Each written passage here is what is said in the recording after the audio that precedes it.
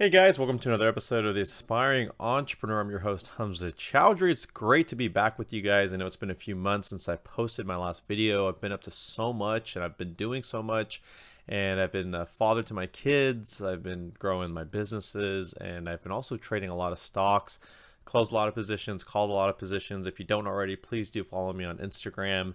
You'll see the follow link at the beginning and the end of the video. It's my full name, Hamza Chowdhury. Follow me on Instagram. I do make a lot of my stock sort of predictions on my profile, and close a lot of positions. I have to say, out of all the positions, the most disappointing one's been Palantir. I was able to close my long last year by basically stacking up when it was dipping and getting out prior to earnings, but I have to say that gap fill that we closed last year was definitely probably the biggest disappointment.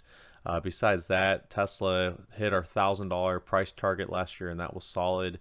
And obviously, we got a lot more than that. And I essentially started shorting around 1,200 and called the 695, which was a magic number we talked about all last year for a long for Tesla. Ended up being a solid long for us for Tesla, and it hit 2 days ago, and it's up. The position is up well over 20% as of today, which is February 20th, 2022. And so what I wanted to do, it is kind of 9 o'clock at Pacific time. I wanted to just come on and just talk to you guys about my game plan coming into tomorrow. Just make these sort of random videos, kind of let you know what my trading game plan is for tomorrow, which will be the 1st of March.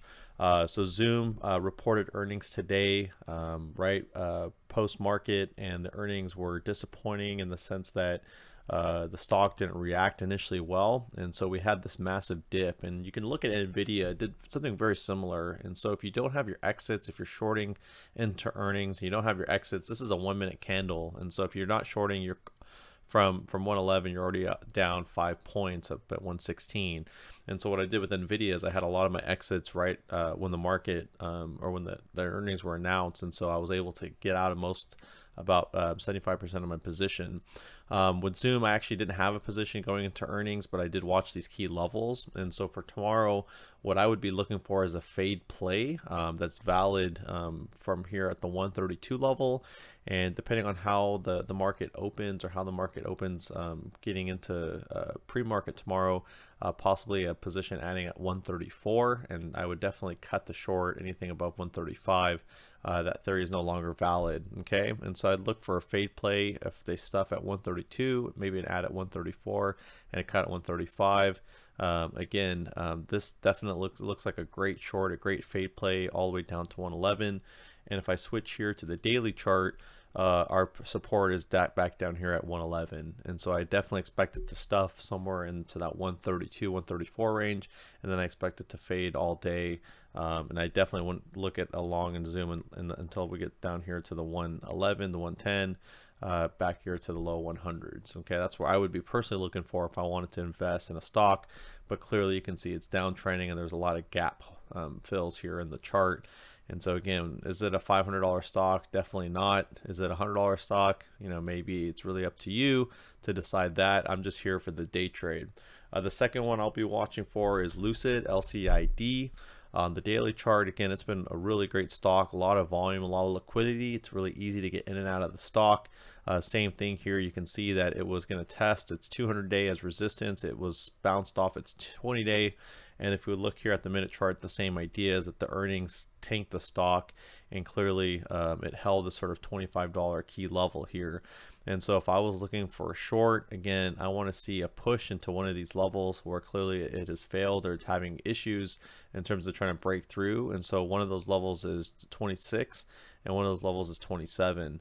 I doubt we get back up here at 29. I don't see why you would squeeze a stock that clearly has trouble just getting back up to its previous levels at where it was closing.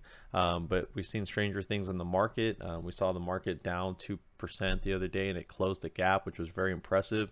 But because this is an earnings play, I'm a little more confident that we won't close the gap. And so what I'm looking for again is the stuff here into the 26 to 27, and same idea is just a fade play. With Lucid, same idea with dailies. We don't really have much support until we get really down here into the sort of $20, $18 level.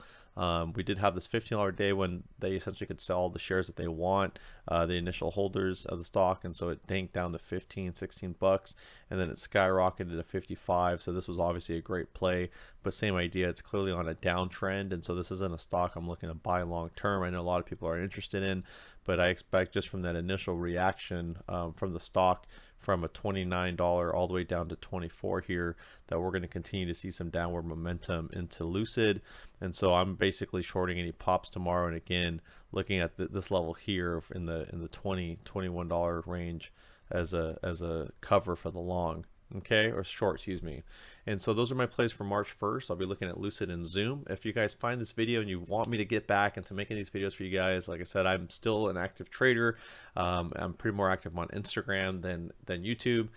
Feel free to hit this like button, share it with your friends. Please add a comment, and I'll talk to you guys later. Take care. Bye-bye.